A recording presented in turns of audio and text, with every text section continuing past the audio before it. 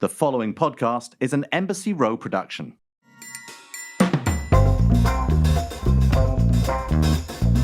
Happy birthday to us! We're 100 today! Asta and me. Tom, can you believe it? It's 100, mate. I can't believe it, Nigel. I can't believe it. And do you know why I can't believe it? Why? Because you asked me to sit down and write the names of the people that we've podcasted.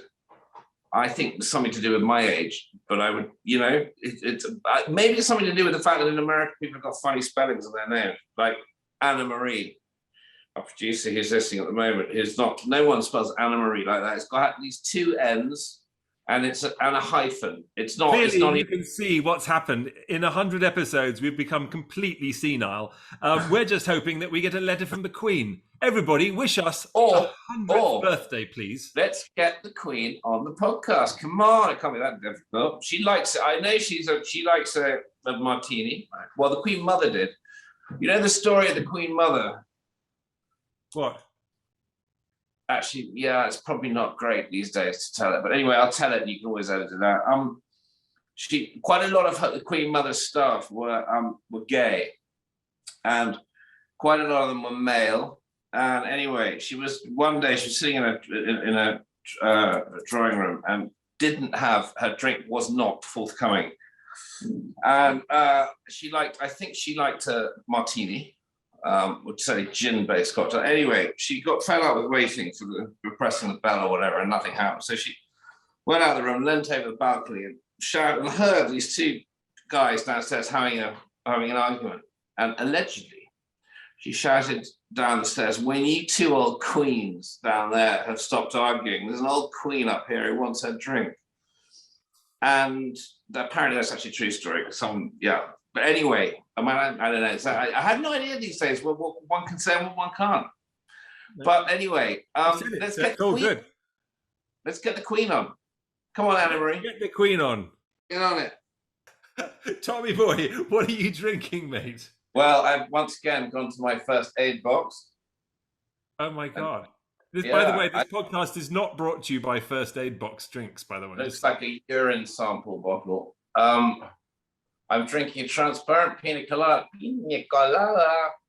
Do you want me to tell you what's in it? You should know by now. 3-year-old rum, coconut rum no less.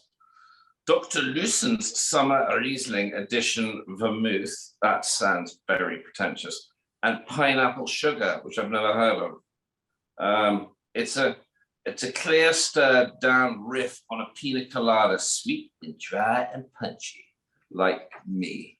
This is exactly what happens when the snapper basically doesn't have his mixologist on hand and he has to make himself a cocktail. It has to be pre-made, clearly, as you can see, which there are ones. I, on the other hand, he's gone back. What are you drinking? I have gone the complete opposite. And once again, people, there's a little hint in my drink as to what we're doing today. I have decided to make the El Drake. The El Drake, it turns out, may be the oldest cocktail ever recorded. It's first recorded over 425 years ago in 1586. And it is named after Sir Francis Drake, right? So Sir Francis Drake, English, very famous English sailor, naval man, was over in, really trying to sort of conquer the New World back in the 1500s. And at one point, and by the way, when we say sort of naval man, the Spanish, I think, believed he was a pirate. But I guess that's, back then, you're either part of the Navy or a pirate, maybe both. But his men were suffering from scurvy and all kinds of crazy things. And he was trying to figure out how he could heal them. And he actually sent a boat over from the Caribbean. And I believe it actually made land in the US, in Florida.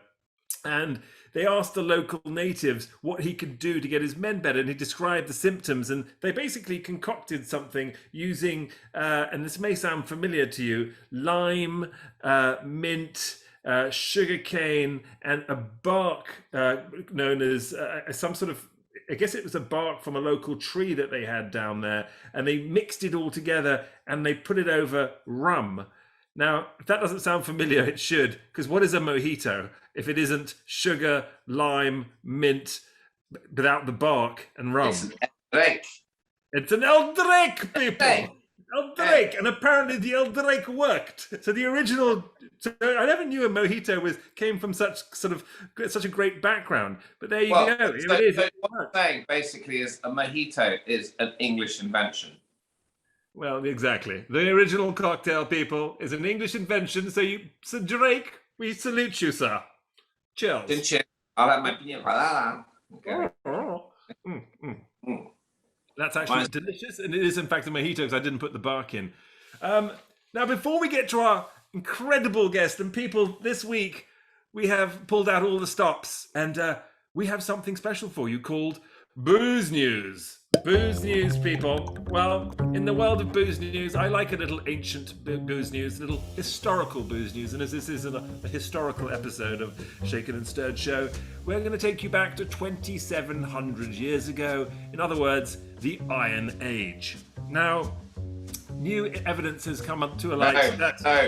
What do you mean, no? No, 2,700 years ago, that was the Bronze Age.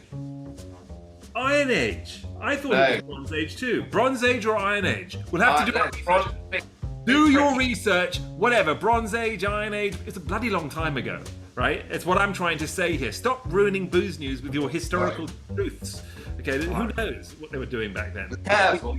What we do know is that scientists have looked through fecal matter, paleo-fecal matter by all accounts, and discovered that there is some sort of fermentation in there that is discovered only in blue cheese and beer. So, our ancient ancestors were enjoying blue cheese and beer 2,700 years ago, which makes it official, people. Blue cheese and beer go really well together. That, my friends, is the news. In case you didn't realise, they've been doing it for thousands of years. I'll tell you one more thing to add to that our ancestors 2,700 years ago were clearly having a lot more fun than our fucking scientists poking through their shit. I'd rather drink beer and eat cheese than fucking poke through someone's feces to just, anyway. And on that note, let us introduce our wonderful guest. Our guest today is a distinguished university scholar and professor of philosophy at the University of British Columbia, where he's also an expert in Asian studies, psychology, philosophy, and history. He's clearly far too advanced for this podcast, is all I can say. And he's the author of a new book called Drunk. So, Tom, you're going to have to change the name of your autobiography. It's all about how we sipped, danced, and stumbled our way to civilization, which does actually sound like your autobiography, Tom. Please welcome Edward Slingerland. Edward, how are you? I'm great. Are you Edward or Ted? I go by Ted, but people find that confusing, so you can use whichever you want. Well, I think Ted isn't too confusing for us. We can, not this early in the evening. We can do Ted. We can handle that. All right. If you like Ted, we can do Ted. So Ted, welcome to the Shaken and Stirred Show. Great to have you. Congratulations on your book Drunk and all your other books and everything else that you've done. You've got quite an illustrious career. What are you drinking? As you know, we talk about cocktails at the top of the show always. I have a Negroni. A Negroni. My favorite cocktail. And why is it your favorite? I like bitter cocktails. I like the taste profile, and it's got a special place in my heart now because it's actually related to the book. I was working on the book proposal and I had written about 10 versions of it, and I kept sending the new versions to my agent, and she said, yeah, not good. And she refused to send the proposal out. And it was very frustrating because I had everything, all the science was there, the basic arguments were there, but she was right. It didn't pop. And I realized I hadn't taken my own advice in the book, which I talk in the book about the relation between alcohol and creativity. I hadn't written any of the proposal while drunk. And so I was on a business trip. This was pre-COVID days. I had about 3 hours before I had to meet my host for dinner. And so I went down to the hotel bar with my laptop and ordered a Negroni. And by the end of Negroni number one, essentially what's now the first page of the book just appeared to me. It really, the experience was that I was just taking dictation from somewhere else. And that became the beginning of the proposal. People love the beginning of the book now. It all was due to finally sitting down and writing some of it at about 0.08 blood alcohol content. So Did you? That's a great story. And I think I don't know. Personally, I've written lots of things after a drink or two that I thought were absolutely brilliant. Do you follow any rule about? I mean, obviously in this instance, you're then having dinner and then you're go to bed and then the next day. Do you have a rule about writing things down with a Negroni and then having a kind of moment where do you have a kind of time frame where you don't send anything? Do you then read it when the Negroni is off? you have to read it the next morning over coffee before you send it to anyone. It's the general. That's the emails above all else. Yeah. No, I mean, how many of us have done that, right? Written the email drunk or late into the evening, and then thought the next day, "Oh crap! Did I send that?" Did you write your proposal? Did you the next morning? Sorry, just a quick question. Did you write the next morning when you wrote it and had your coffee? Did you think it was as brilliant? Did you change anything on it, or did you just think, "Wow, okay, that's"? Not much. I tweaked a couple little connector articles in a sentence or two, but it was basically what I wrote. So that happens sometimes. Or sometimes, there's a gem in there, but it's surrounded by a bunch of dumb stuff that you have to cut out. But it's the alcohol is useful for those moments when you banging your head against the wall, like writing an 11th version the same way I was doing the other 10 wasn't going to help. I needed just a fresh way of starting the book that would draw people in. And that's what the alcohol is helpful for, is, thinking outside the box, what cognitive scientists call lateral thinking, where you're thinking in a way that's connecting different things. I mean, Ted, that's why right now I recommend you actually down your Negroni. And so I'll be more interesting. Pour yourself another, and we will get on with this pod. That's why we do this whole podcast. I mean, everyone out there, you now have official proof as to why our podcast is actually so entertaining and brilliant. Yes. It's because it is done with a cocktail in hand. And, a couple of things. We've had a lot of experts on here talk about success and how to do things right and all the rest of it. They've never, ever recommended having a drink. Although we have talked about it with musicians. We've had a few, leading musicians, and they'll all tell you literally their albums were made either intoxicated on drugs or alcohol or something. But rarely or to never when they're sober. But also that's not true, because I've said many times that there's been a couple of these podcasts, but normally this time of night. So for me, I'm in England, right? It's 10 o'clock at night. So normally I've had dinner and I don't know what I have, a couple of drinks, and so for me it's like almost bedtime. But I've stayed up to do a podcast. So so quite often it's kind of like a cocktail and a kind of, there are things going on. You're double fisting, all right. You can also see my desk. It's also covered in things that I'm right in the middle of writing, which I will definitely read tomorrow morning. But Nigel, I often say when he's accidentally sort of sucked back a martini on the podcast, his questioning, and he generally does become way more interesting. And I'm always trying to get him to actually to have one or two more. Get going, So just right. So before we move on, cheers to that, by the way. What are you guys drinking? I decided to go, just in honor of you, I decided to go with an El Drake. Are you familiar with the El Drake? I'm not, no. Well, you should be familiar with the El Drake, because apparently it is the oldest cocktail on record. Okay. Created by, I guess, Drake, the very famous... Sir Francis Drake, yeah, the very famous English sailor who, back in the 1500s, when he was over in the, basically discovering the New World and sort of pirating the Spanish, this guy, his men had scurvy, and he went off to sort of get a fix for them, and anyway ended up making a mojito with some bark, and this is what it essentially is, and it worked, and it's the first recorded instance of mixing both bitters, sweets, and alcohol in one thing in a shaken cocktail with the bark. I decided to leave out the bark, and it's really a mojito, not an El Drake. But for you, I thought I'd do something historical and dig up. And I learned something. That's great. I learned something. Yeah. How do you make your Negroni before we move on? Do you have a special way? No, Negroni is very simple. 1 equal parts gin and Campari and sweet vermouth.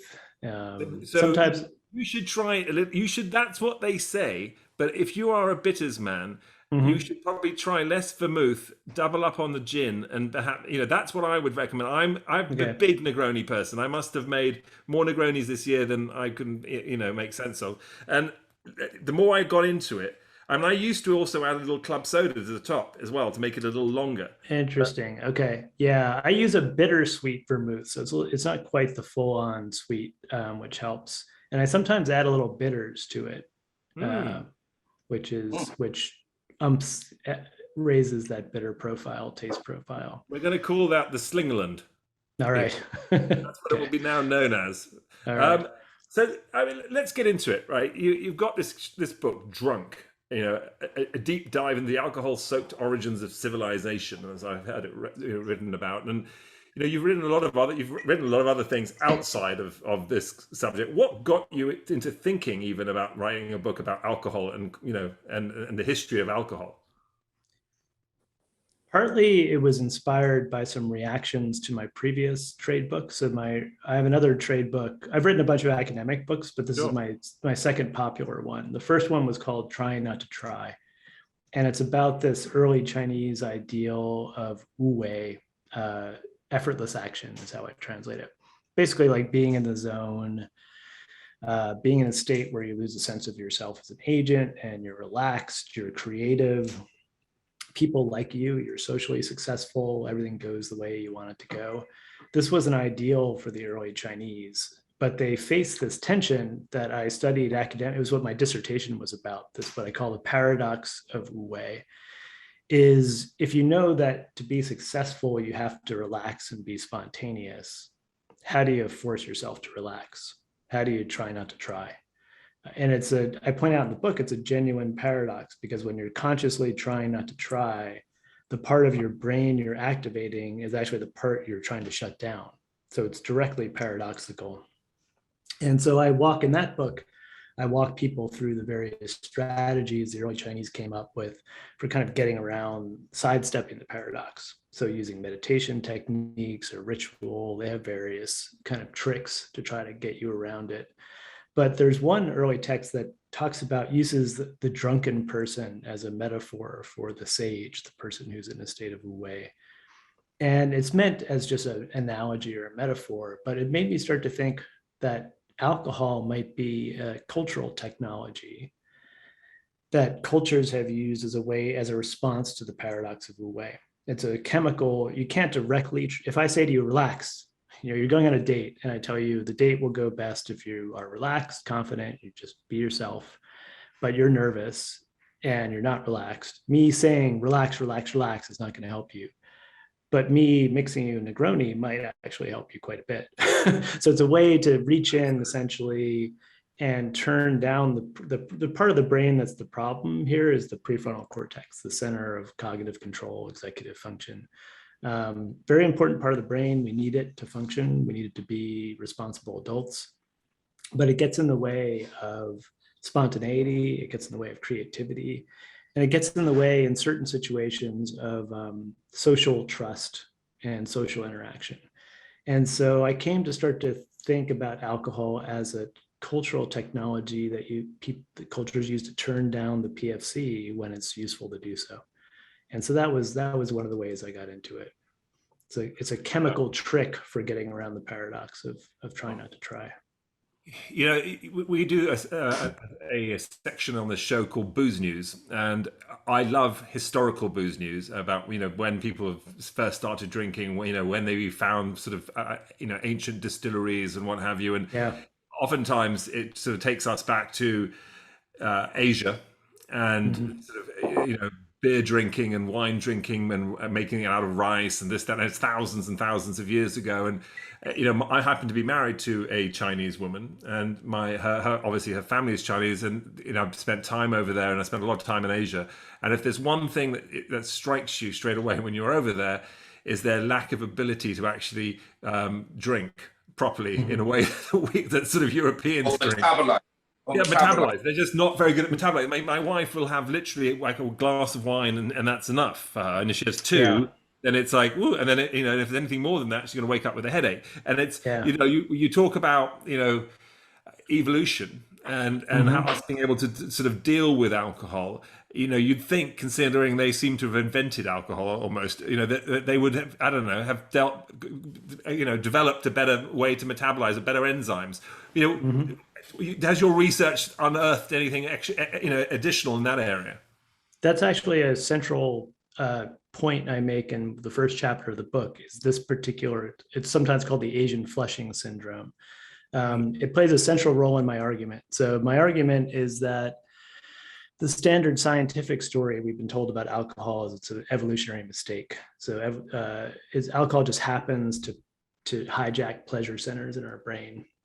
So it's costly, it's physiologically harmful, it's addictive, but it kind of just parasitizes our brain, if you want to think of it that way. It has no benefits. It's just kind of a mistake.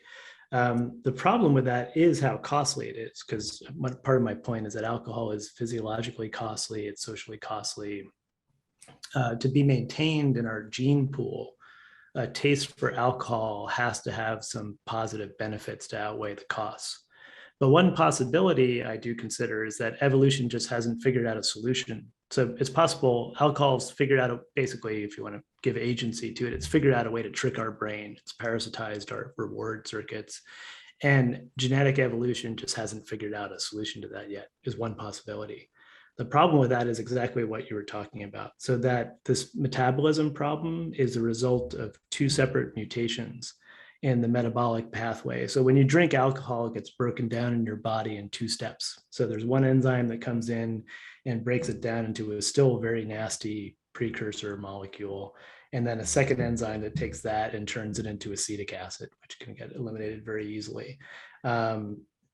People with syndromes and it tends to be concentrated in East Asia, where they can't metabolize alcoholism well, have the first one is very efficient. So they take alcohol and immediately convert it into acetaldehyde, this intermediate chemical. But then their the second enzyme is very slow.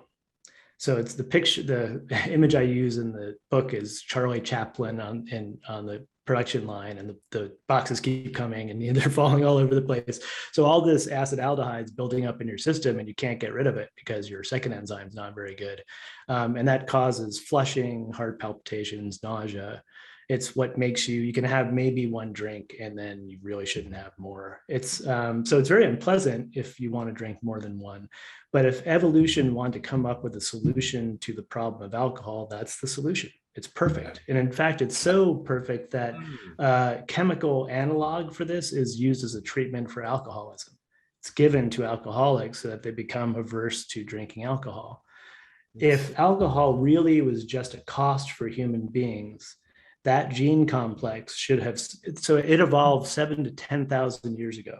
It's been around forever in East Asia, probably around the same time rice agriculture started there. And yet it's remained pretty much limited to a small area of East Asia. It hasn't spread. So for me, the chosen people, for me, it's evidence that there must be something else going on. We have a genetic silver bullet that would solve the problem of alcoholism, and yet it remains geographically pretty limited. But on one hand, you've got the fact that alcohol is essentially poison, right? So it's not good for us. And hence, if we develop an enzyme or we develop the ability not to digest it properly, metabolize it properly, that's better for us in the long run. And as you said, it's actually given to people who are alcoholics, stop them wanting to drink. But on the flip side of that, you started the conversation with it makes us creative. It helps us do all the, it opens up a whole other world to us. And there are obviously various different things. We've had sort of mushroom experts on the show. We've talked to all kinds of people who talk about how you can get over issues and problems you have in life by taking yourself to another level where you all those pathways which have been carved out in your brain to sort of which make you fear something, all of a sudden you don't fear them. And that's because of there's essentially getting intoxicated to a point where your brain creates new pathways and sees new ways to get there. So do you think that's potentially more powerful? Why is there these two different avenues that we've sort of gone in? Like the Asians in that area, it's stuck in that direction. Perhaps the rest of the world, is there a reason about that? Is there any sort of anthropological reason? Well, there's debate about what the function of this mutation is. the most likely thing seems to be it protects against tuberculosis, and it may also protect against fungal poisoning, which is something that would be a problem if you're starting rice agriculture and you're storing rice and it'll go bad in the warehouse. So it seems to have some function there. But basically, people who have this, my argument would be if you have this Asian flushing gene syndrome, you're protected against alcoholism, but you're losing other functions. You're losing the creativity function, because this thing you're talking about with mushrooms is on steroids what alcohol is doing. When I had that one Negroni, it was a mild version of what a mushroom trip is doing. It's turning down the prefrontal cortex, and that's allowing different parts of your brain to start to communicate in ways that they don't normally. Normally, the prefrontal cortex is the playground monitor, keeping everybody in line. You distract the playground monitor for a little while and stuff can happen that's unexpected. And that's essentially what the nice thing about alcohol is. If you do mushrooms, it's a day-long thing, and you're going to come up with all kinds of crazy things, and only a small percentage of them are going to be useful. Alcohol is a milder version of that. It's something you can do for a couple hours. A good percentage of what you're writing. So I've also written stuff on acid or on mushrooms, and I didn't really send any of that in the next day. And sometimes it was useful for helping me work out personal issues, but you wouldn't write a book proposal on acid. Yeah. One of our guests literally did that, though. Okay, yeah. Well, maybe it could work for some people. Yeah, I would imagine it's not. When you look on the sort of the sales list, probably he was number one seller, number one. Well, all right, number one best-selling book. But anyway, I think different strokes for different folks. I'm curious about microdosing, though, in this instance, because people talk about microdosing with mushrooms a lot. And is that something you can really do with alcohol? Does it work in the same way? Yeah, so what it does, so if mushrooms are just a really extreme version of what alcohol is doing to your brain, then the way to kind of dial that down would be microdosing. So at the end of the book, I talk about microdosing because alcohol is not ideal. It actually is an amazing technology. If you gave a team of cultural engineers a task, you said, we need a substance that's going to be easy to make it out of anything. It's easy to dose. It'll have similar cognitive effects on everyone across individuals. It will get eliminated from the system very quickly, so short half-life in the body. They would invent something very much like alcohol. I think, in my mind, the worst thing about alcohol is the physiological impact. It is really harmful to our liver. It raises, it's a carcinogen. And probably the worst part is that it's addictive. It's physically addictive. And so it's possible that something like microdosing could get you those same effects without the physiological harm and without the physical addiction. I'm sitting in England. We got a reputation for people drinking too much, probably getting problematic, all the rest of it. I then look over to our neighbours, the French. I mean, the French, now obviously there are going to be there are problems. They've got alcohol, they've got addiction issues and all of that sort of stuff.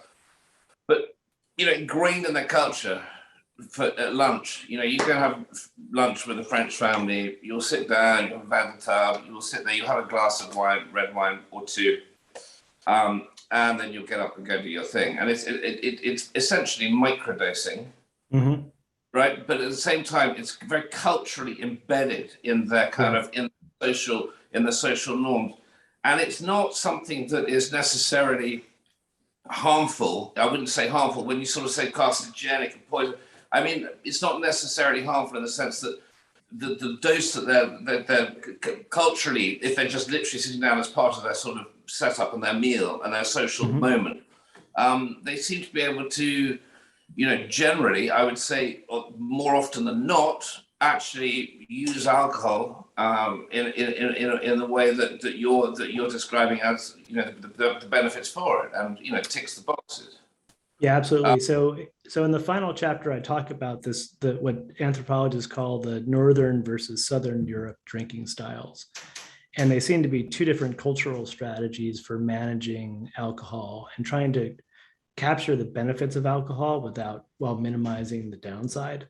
So Northern European drinking cultures, like England, like the US, Russia, Germany, drink to get drunk. You drink a lot of distilled liquors. It tends to be a bunch of males together drinking without a meal. So just drinking to drink. Drunkenness is not only not shameful, but maybe it's kind of celebrated, like it's something you do with your mates to show that you're one of the, you're a buddy, you're a real man. It's taboo for children, so children are strictly forbidden to children.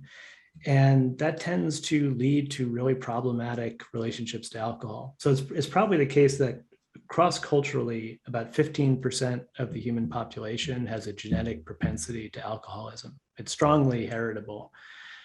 And yet actual alcoholism rates really vary culture to culture. And it's probably because of different cultural tools. So then you look at Southern European cultures, France, Italy, Spain, they drink mainly beers and wines, much safer alcohols to drink. They only drink them at the meal table. So they have them at lunch and dinner, but it's always in the context of a meal. It's always mixed company. It's kids, it's grown-ups, grandparents are there. Kids get introduced to alcohol very early. So they, little kids. So my ex-wife is half Italian and my daughter grew up going to Italy every year and very influenced by Italian culture. And she, would get wine at a very early age, would get wine mixed with some water at the dinner table, just like everyone else.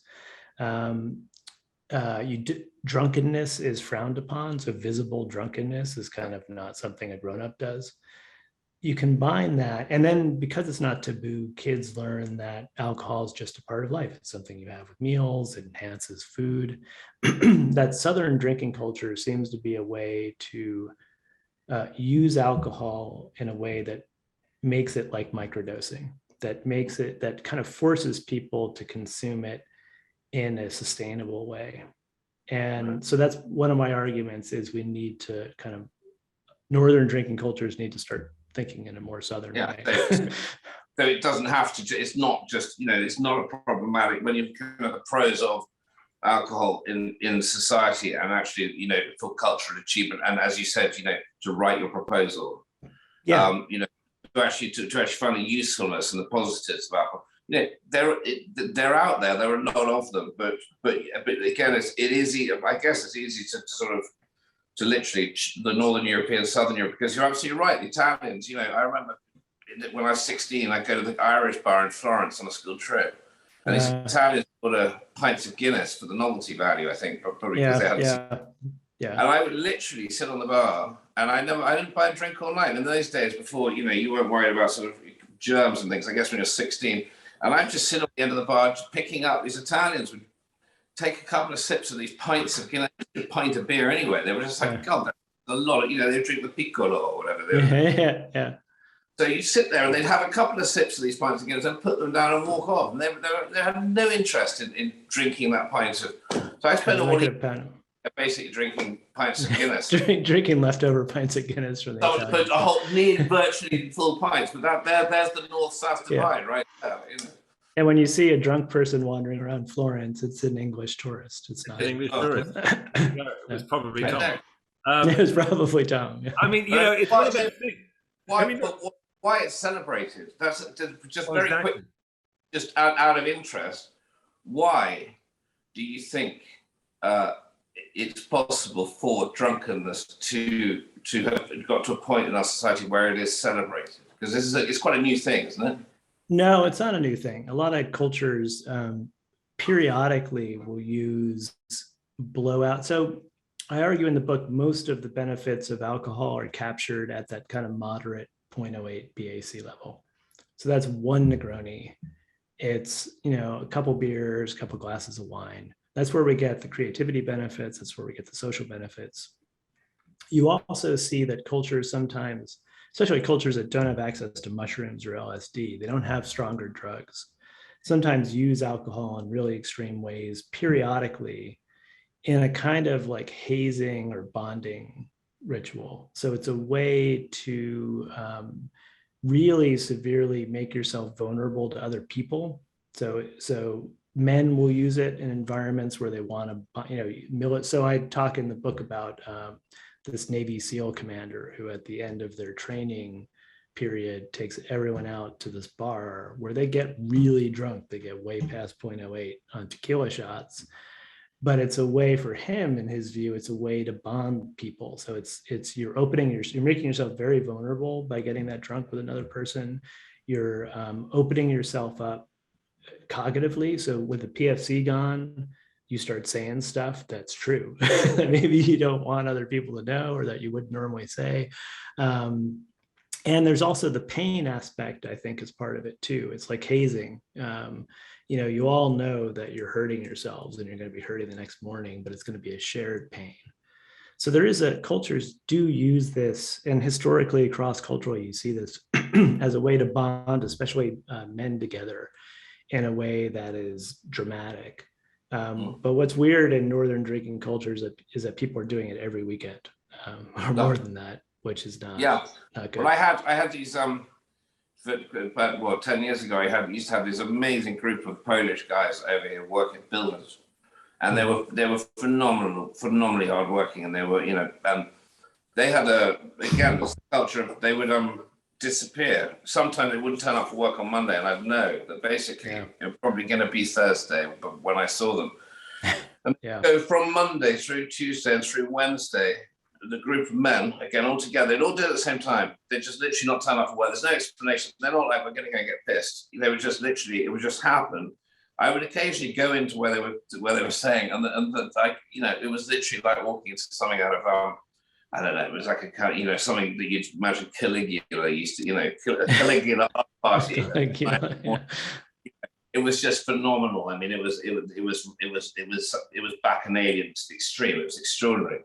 And it's what you're describing, basically, these kind of men bonding.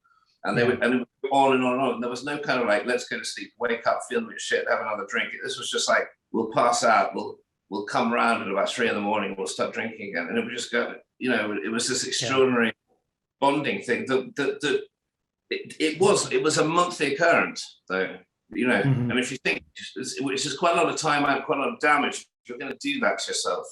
On a monthly. I'm not sure if you've experienced this, but I mean, Tom and I both went to school with a guy called Philip Lapierre, who was a German actually, and went to a college in Germany in Cologne. And I went out to visit him, and must have been 25 years ago. And he was German aristocracy, and they can drink. They would drink like there was no tomorrow. And in fact, I went to a private men's club with him, which had been around for apparently 1,000 years, this fraternity of drinkers. Inside of this place, this is what happened. This is true story. We sat there in thrones around a table. Thrones. Absolute thrones. Each one had their own throne. And they had been there for hundreds of years, by all accounts, with women who would come in and pour us beer out of these jugs into our beer, overflowing out of the glass onto the floor, all over us as we were drinking it. At one point, I was so drunk, I didn't know. I was like, "What is happening?" They jumped up and started to sword fight. Right, right. It was about, you actually had to cut the other person on the head, on the face, right, with the sword. Right. And I'm like, what? This is now. This is not. I'm not talking about 1,000 years ago. This is like 20 years ago, right? And then I was like, okay. My friend said to me, "You need to go to this," and he called it something. And I'm like, "What's that?" And he's like, "It's a vomitorium." Like, the vomitorium, and literally, it's a bathroom where, if you can imagine a male urinal where you pee, instead it's at basically it's higher up head level, and you vomit. It's just for vomiting into. You puke into it, you press the button, it flushes it down and away, then you go back in and you sit down and they give you another drink. And that happens throughout the night. So you can consume basically 20, 30 pints of beer, which would kill you otherwise, pretty much. And, at least it almost did me. These guys all seem to be fine the next day. I have no idea how. But, this is a sort of a tradition, isn't it? Culturally, kind of cultural tradition in so many places. Well, culturally, they stopped evolving 1,000 years ago then. Really. I mean, I don't know, that'd be my take on it. Like, there's some... They stopped after pint number 1, Yeah, that's a classic warrior culture type thing, right? So you got, I mean, it's significant that they've got the swords and everything. It's something that maybe this is one of the reasons it's a Northern European tradition, is this kind of Viking warrior culture, which is not necessarily helpful today. When your problem is, getting through a Zoom meeting or No, well, I mean, they putting called together themselves, I just proposals. remembered the name of them. They were called the Saxo Borussai, this particular Yeah. group, this fraternity that have been around Yeah. forever. Now, I mean, on the same note, right, I was reading a book, and it's by one of our guests. It's the Earl Spencer, which is Princess Diana's brother. And he's written a book called The White Ship, which, basically talks about one of the worst sort of maritime disasters in British history in the 10th century or 11th century, 1036 or whatever it is. And at that point, this ship, which was heading to Normandy from the UK, happened to have the future King of England in it. And he basically gets everyone on board drunk. He was a young boy. He was about 17 years old. He thought it would be fun. He wanted to be entertaining. And he essentially gets everyone drunk on board the ship. And as a result, they hit a rock, and apparently all die except one person who tells the story. And it is, and then it changes the course of history in England, right? It totally changes who the next king will be. Everything changes, and its whole book is written about it. But it's all because they got drunk on a ship. So, and there's all this religious connotations to it too, because religion and monks and the church is connected to alcohol and all the rest of it. Talk to us a little bit about. Sorry. Also, how ironic that I thought you said white shit for a minute. He'd written about some autobiography, but sorry, we'll have to edit that bit out later. Talking about white shit. Okay, Charles. So ironic that you're talking about some pissed guy crashing a boat on the rocks when the guy's sister was smashed into the Place d'Alma, their tunnel in Paris, by the chauffeur who was Jean, whatever it was, who was drunk, right? History changes again. You're right. There we go. Anyway, sorry to interrupt. Yeah, so the cost of alcohol, but you wanted me to comment on something. Yes, on the cost of alcohol. I mean, it seems to be that if you look through history, there's so many instances of total disaster around alcohol, yet it doesn't seem to put us off our consumption of it. That's why it needs to be explained. And so, again, the motivation, one of the other motivations for writing the book was that I'm very into evolutionary theory and trying to explain things from an evolutionary, both genetic and cultural evolutionary perspective. The evolutionary mistake thing just does not make sense, considering things like losing kings and royalty to, alcohol, to ancient Sumer took 50%. The estimate is 50% of their grain production went to making beer. So they were taking really nutritious grain and turning it into a neurotoxin. Today in market economies, people they report spending a third on alcohol of what they spend on all foodstuffs in total. And that's almost certainly an underreport. You look at the costs in terms of just alcoholism, domestic abuse and fights. It's just, alcohol is really dangerous. It's a really dangerous substance. And there are very good, as I pointed out, very good genetic solutions to it. If just that Asian flushing gene had spread all over the world, we'd be immune to the allure of alcohol. Because the standard, the evolutionary mistake story is that, well, why do we drink? Well, because we like it. It makes us feel good. Why does it make us feel good? No reason. It just is a mistake. But we have a solution, genetic solution to that mistake, if that's the case. We also have cultural solutions, which is prohibition. So as long we've been making and consuming alcohol as a species for about as long as we've been doing anything in an organized fashion. We were creating breweries and making beer in the Fertile Crescent at least 13,000 years ago. So thousands of years before agriculture. But the cultural element that you talk about, prohibition, that's like saying the war on drugs. I mean, it doesn't work. We know that doesn't work. Prohibition didn't work. It just created speakeasies and all the rest of it. So, but why didn't it work? And why is it the case that there are cultures where they're pretty consistent about it? So some Islamic cultures have been pretty good about banning alcohol, at least for most people, maybe not the elites. a group that stopped using alcohol should do better than groups that do. Groups that are getting drunk every night and waking up with hangovers and, you know, crashing their boats into rocks and killing off royalty, those groups should get outcompeted by groups that are drinking tea at night and, you know, going to bed at a nice hour. But we don't see that. But except when you say that, right? Except how, you know, this sort of Dutch courage, you know, an expression that we use in the UK because partly because the Dutch, you know, and the Vikings and all the rest of it, yeah. right? Well, they you know, they have this. You see Vikings. There's an element of like the sort of superhuman strength and ability that one potentially feels that you're invincible when you're drunk. You know that Right. you know, when you're intoxicated, that you can kind of do anything, that you can take a punch and you can give one. You know, and you know if you can manage it on some level, there's a sort of I guess that's an aspect of it which maybe is also one of the reasons why, you know, certain people decide, regardless of anything, they're not going to give it up, right? They just, it's too powerful. It gives them, you know, as you said, the edge to even to procreate, right? Would you meet the girl unless you had to drink? And if you don't meet the girl, then what happens, right? And if we're not going to be creative, so if it gives us the ability to potentially conquer in many ways, many ways, then and for Brewer's Droop there as well. I mean, you know, you on the flip side. What you were about to say that you should see say groups of people that don't drink and aren't crashing boats into rocks and all that, you know, and who have actually managed to expunge alcohol. You were about to say something. You said should be doing better. Like sort of, you know, but you got to the point. You said but why aren't they? But they aren't. They're a lot like the Asian flushing gene. They exist, but they've gone nowhere. If you look at a map of where prohibition is actually enforced right now in the world, it's not very many countries. It doesn't cover very many people.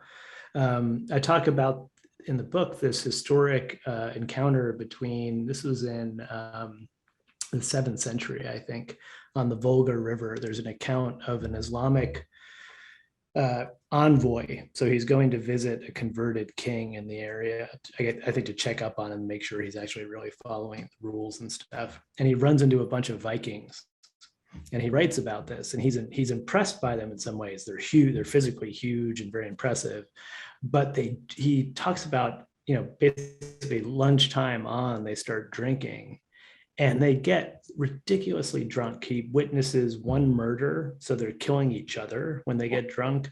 They're falling asleep insensate at night, where they could just be anyone who wanted to knock them out could do that.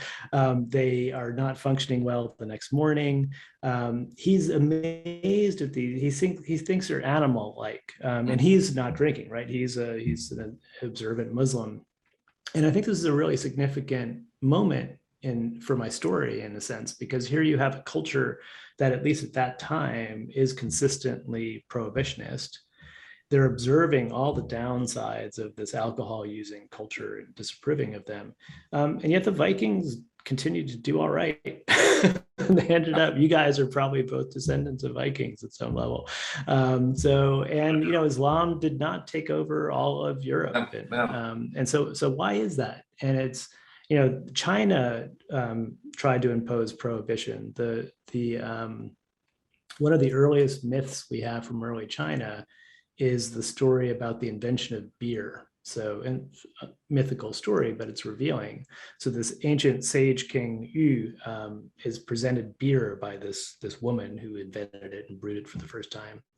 And he tastes it and it makes him feel good. And he says it's delicious. And he orders her executed, and he says no one's allowed to make this anymore because it's so dangerous that it's going to lead to the end of civilization.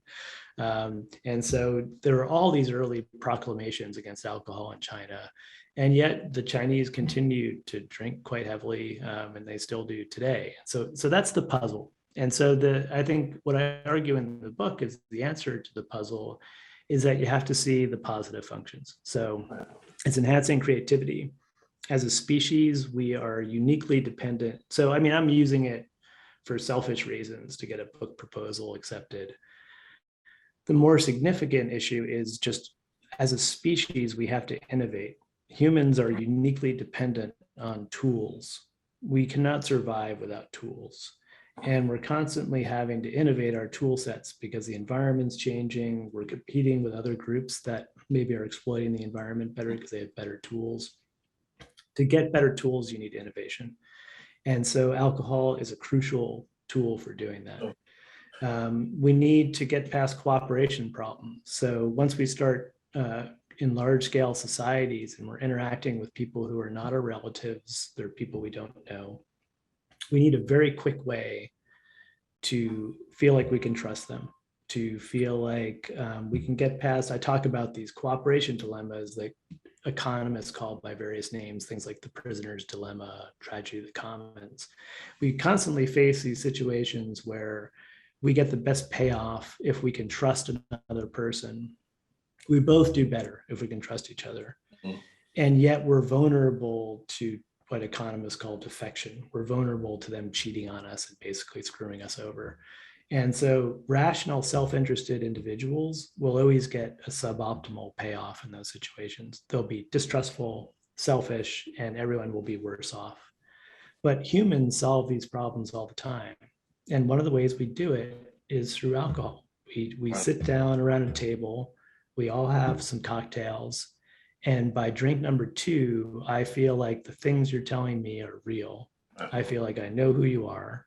So and I trust you. It's kind of, I asked a psychologist friend of mine once, I was a bit worried, is it ever okay to manipulate a situation or an individual?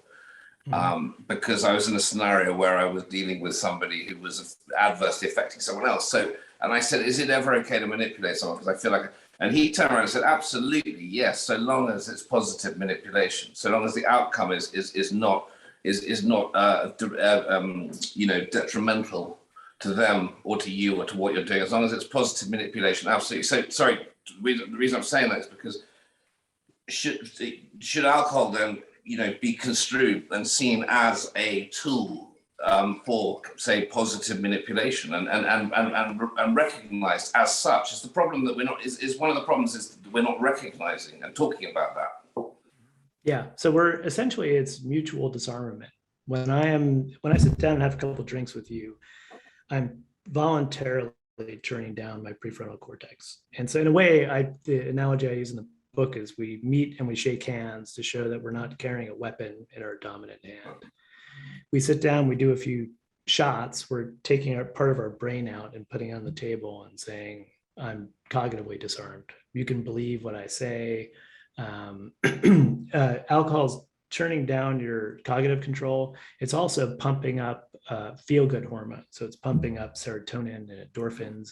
It's making you feel better about yourself. It's making you feel better about other people. You actually like other people more when you're a little bit drunk. It is manipulating. It's manipulating people. But when people are doing it together and they're all doing it at the same time, it's a very quick way to get past mutual suspicion in high stakes situations like treaties or contracts or whatever. And then in kind of more everyday situations, it's a way to get past social awkwardness. You're on a first date, you're meeting a neighbor, you're welcoming your neighbor over for a housewarming. Everyone has a drink. Why? Because they want to turn everything down, turn down the filters a bit, and then turn the feel-good stuff up a bit as well. Do you have is your kind of message? Do you have is your message alcohol gets a bad rap and it doesn't deserve the kind of rap it gets. It deserves to be, the opposite. It deserves to be celebrated and talked about in a positive, context. My take-home message is that our discussions of alcohol have been impoverished and kind of dumb, frankly. So we look at alcohol only through this medical lens. What's the impact on the body?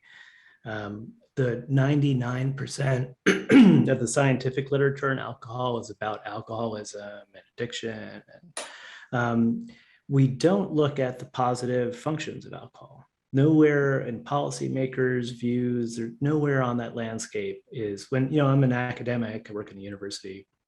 I'm a university administrator and I have to decide if it's okay for professor to go out with his grad students after seminar and have beers. Someone's complained that this is happening.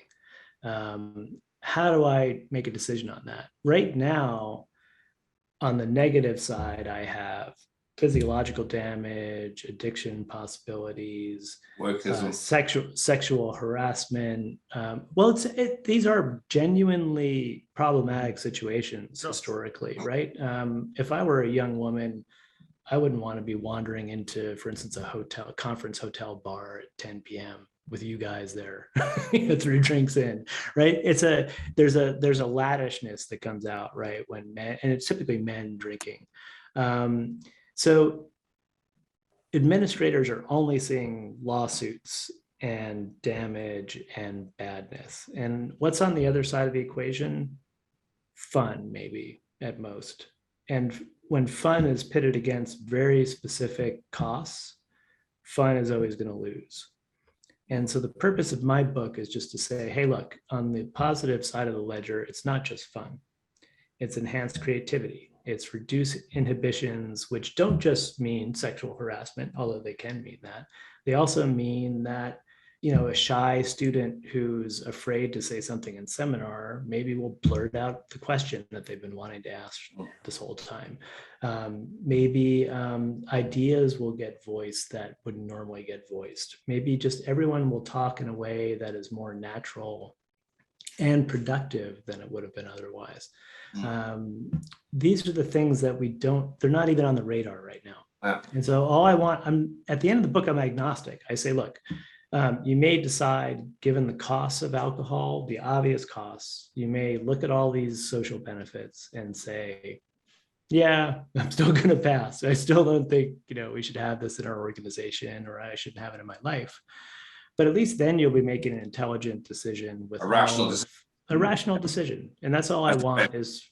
Yeah, right. So I don't think that I've ever been to a meeting or even working in any industry that I've been a part of, whether it's finance or whether it's television production or and I've gone to the boss's office or whoever it might be, and not seen normally a bottle of whiskey or a bottle of brandy up on the side with a couple of glasses, whether it's to celebrate a deal, whether it's to sit down and actually talk in the afternoon, evening. Like it's and you talked earlier about Islam and how, except you said perhaps for the leaders who might also have even though it's banned, and I've been to countries in like Saudi Arabia and what have you, and seen that they've had pictures that they literally moved the picture from the wall and behind it is a secret bar, with all the drinks you could bloody imagine back there, and it's, you're right, but it's that for that reason alone, it seems like that it's sort of, there's a power to alcohol that we give it some sort of power. There's an element of like, it's the drink, it's sort of religious, it's almost like we're going to anoint the deal with this drink at this moment. It holds like it's not just these elements. There's a sort of a higher power connected to it, which is sort of connected to religion. And I mean, even if you go to church, it's like, if you're going to drink God's, Christ's blood, it's wine. It's like, it's throughout everything, right? It's very hard to pull that apart. That's why it seems it's almost impossible to sort of cancel it in a way. Yeah, but it gets its symbolic power from its actual pharmacological properties. So it's not a mistake. There's a reason that it's alcohol. They have a bottle of whiskey and not yogurt, because it could just be yogurt, right? Why? So my evolutionary mind wants to say, why is it not another substance? And there's a reason that it's this substance. And there's a reason that I talk in the book about, in the context you're just talking about, when Skype was invented, everyone predicted that business travel would just cease because business people are rational. If I can Skype I'm in London and I can Skype with these people in Shanghai, why would I get on a plane and endure jet lag and all this cost to go there? And yet until the pandemic, business travel remained unchanged, increased if anything.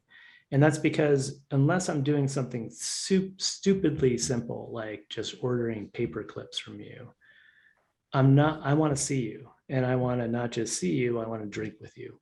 So business travel remained unchanged because, as you said, no important business deal gets done without people sitting down and drinking together.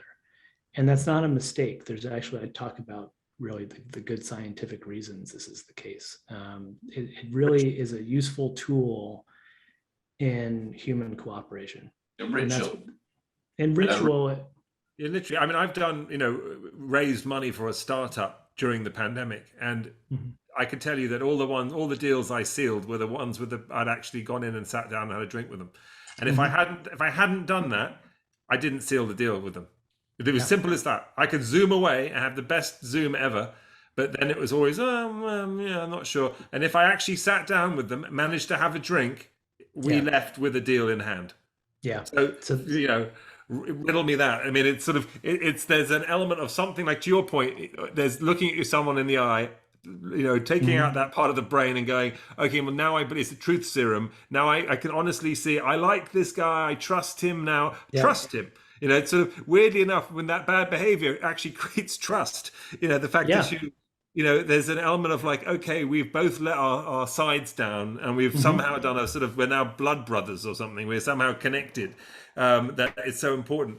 Now, you also talk about a little bit about the history of alcohol and how it's become more and more potent, right, recently, and how we just mentioned whiskey, and clearly alcohols that are sort of 40% proof, 60% proof, 80% proof, that's new, right? That is not something that historically has been around. Why is that? Why have we decided to make it so much more poisonous? We figured it out.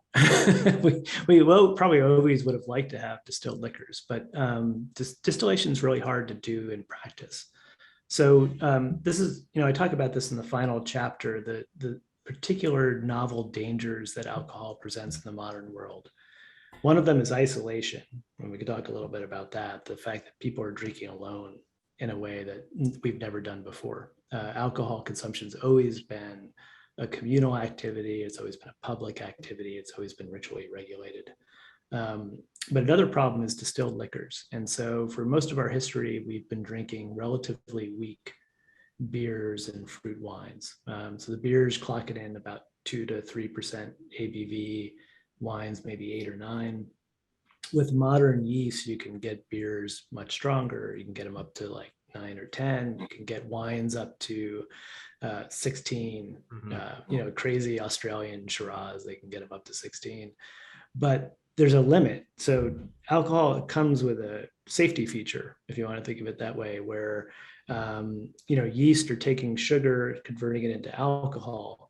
Alcohol's a poison. Yeast are relatively resistant to poison, which is why they make it, because they kill off the bacteria they're competing with and they get all the nice food. But they're not immune to alcohol. And so at a certain point, they kill themselves, they shut themselves down. And that happens, the most hardy yeast we've been able to breed in the world shut down at 16%.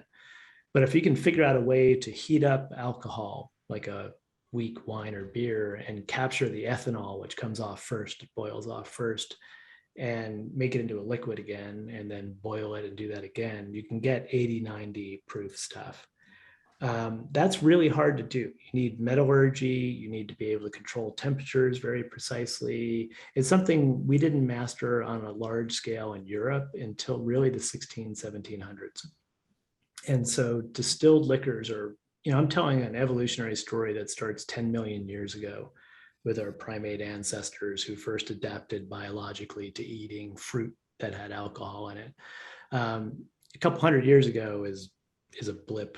It's yesterday. And so it's possible that we are actually not psychologically or culturally well adapted to drinking Negronis.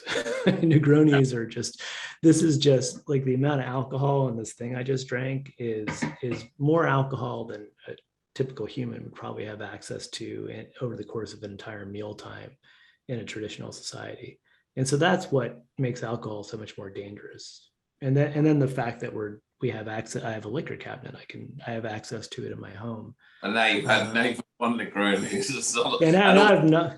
You've probably got a stack of work to do. So when you stop talking, they'll ask idiots. You're just like, shit, now I've got to go and work. So I said, you're going to churn out the most unbelievable body of stuff tonight. That's it. And then tomorrow morning over a coffee and we're going, oh. Yeah, not so good. This wasn't a good Negroni session. Yeah. Amazing. I feel like we could talk to you all night. You are literally our subject matter that we've discussed so much of what we've spoken about today in many ways over the past year and a half, talking on this podcast in various different ways, and it's just amazing to have it sort of summed up in a book called Drunk by Edward Slingerland. Edward, before you go, Ted, we've got something called Last Orders, which is a sort of little rapid fire question moment where we kind of just get to know you a little bit better. I think Tom has got a couple of questions to start off with. Well, I have to do this. I have to think of the questions before I've even spoken to you or met you. So during talking to you, I'm trying to sort of actually just go like a line through that question. So let me. Hopefully these are interesting. I don't mean you may find them wrong, but your fantasy dinner party. You're allowed to invite 3 people. They could be dead. They could be dead or alive, or whoever. They could be related. They could be whoever. Anyone. Who would be your three people you would just top of your list? Probably Zhuangzi, who is an early Taoist philosopher. He's the guy who used the drunken person as the metaphor for the sage. And Nietzsche. And my partner. It'd be a fun conversation. Who's a social neuroscientist. Really good answer as well, because if your partner listens to this, yeah, she's like that. Yeah, she'd enjoy the conversation. Yeah. Wait a second. Sorry, that wasn't designed to get you in deep shit or anything like that. And Bo Derek, yeah, I get it. And Bo Derek, yes, she'd be pouring the drinks. Yeah. So to get the message across that alcohol is good, where do you start? I mean, where do we start? By pointing out the positive functions. And it's, alcohol, and the point of the book is not alcohol is good, right? It's that alcohol doesn't need to be bad. Alcohol can be good. Yeah. It's just, let's actually have grown-up conversations about this. And let's also, at the end of the book, I also talk a bit about just this weird Puritanism we have, or squeamishness, talking about pleasure. So, when I'm making an evolutionary case for alcohol, I can't talk about pleasure because evolution doesn't care about whether we're happy or not. But at the end of the book, I point out that we're not our genes. We actually care a lot about pleasure. So on top of all of the evolutionary functions of alcohol, it makes us feel good. And what's wrong with feeling good? And let's not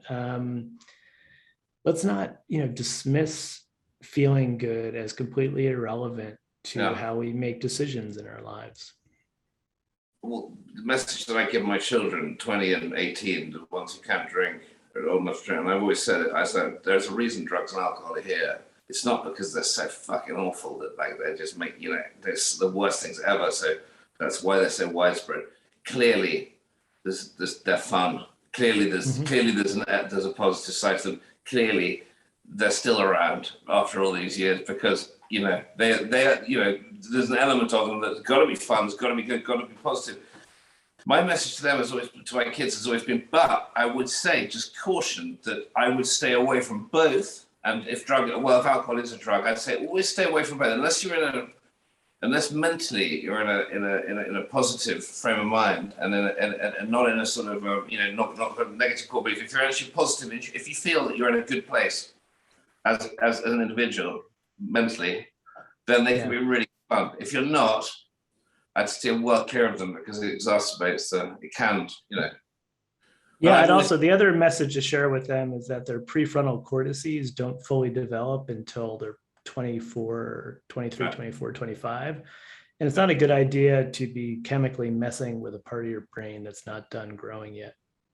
Because it rewires the bits that haven't properly wired yet. Unless of course, you are from Southern Europe, in which case, at about sort of 12 or 13 years old, with a little glass of wine and water. I've got to say that was my message. That was my message for about 10 years about the neurons. So, your brain not actually wiring itself properly until you're that age. So what you're doing is, if you're interfering before your brain's wired, then you're setting wires off of different, that's what schizophrenia with smoking weed. I tried all that. They simply weren't interested in this. They weren't. Because Tom, they obviously respect you too much. They're like, what? It worked for Dad, so clearly it'll work for me. I got another question for you here. When did you first start drinking? Not until quite late. Well, I mean, by American standards. So really, I don't think until I moved to San Francisco when I was 20 and started working in the restaurant industry. I started working in bars and restaurants. And that's really, until then, I wasn't really an alcohol drinker. Do you have a crazy story around drinking of your own? Do you have your own wild story? None that I can tell. I think by definition, these are, I can tell you the story about the proposal, the book proposal. That's a PG one. Just one, one thing's coming on a podcast to kind of like talk about your book. The other's being asked pertinent questions like, God, tell us when you got really fucked up. I was hoping after the Negroni, he was going to come out and be honest with us and tell us something truthful. It's like, didn't work. He's clearly not drunk enough. You would need 2 Negronis to get me to tell you that. Yeah, exactly. Professional than that, mate. He looks way more professional than you and I anyway. Yes, since he came on, by the way. These quick fire questions haven't really worked too well. One of the questions I wrote down before our podcast, and it's got very little to do with alcohol, but it's got something to do with what Taoism and stuff you've said in the past. My question really was: does peacetime stifle artistic and intellectual creativity? That doesn't tie in with your book, but it was a question I really wanted to ask you. Does peacetime? Yeah, just peace. So now, completely going off the subject of what we've been talking about since whenever it was, since the Second World War, we basically the longest period of peace in history, right? In European, certainly in Europe, in European history. And there's an element. I believe that there was someone said in the past that peacetime stifles, the artistic and intellectual creativity. So we get lazy. Is that something that's? I don't know that that's true. I mean, we've had amazing advances since World War II in technology and art and literature. The stifling thing seems to be thought police and enforcing of homogeneity. And I think that the internet's helped with that. I mean, the internet's, two-edged thing, right? You get weird QAnon believers reinforcing their beliefs in pedophile Democrat. Is that because we have too much time? Is that because we have too much time to focus on this rubbish, as opposed to worrying about, when the next bullet's coming from, or whether we need to go and get signed up and go to, because it's a subject that you've talked about before, I think. War? No, I haven't talked about. No, war, not war. No, peacetime. It's a Chinese thing. So yeah. You've mentioned that the Chinese. You've mentioned that in China. Peacetime was the longest periods of peace was stifling for the intellectual and creative and artistic. Sorry, yeah. No, so the Warring States period, the period that I study is called the Warring States period. It's a period of warfare, a lot of chaos, social chaos that allowed a lot of creativity to happen. So you had scholars who were moving from state to state trying to sell their ideas, and then China gets unified and this empire gets imposed. And things becomes, in my view, super boring. So I don't really know much about what happens after China gets unified. and that's really about top-down imposition of doctrine, really. Right. But I was just wondering, so before we talked about the alcohol thing, I was just wondering whether that's got any relevance to where we are now today. We've got this, well, not unified, but we certainly got this non-warring situation. There's the odd war here and there, but there's this sort of unified state of let's not go to war because it'll be the end. The question I wanted to ask you, which is something to do with the book that we were talking about, is do you think that could be kind of like, chucked on the mod, is that relevant today that we've been in this, we're all trying not to, we're all kind of unified in one strange way. We're not fighting, we're not literally fighting at each other.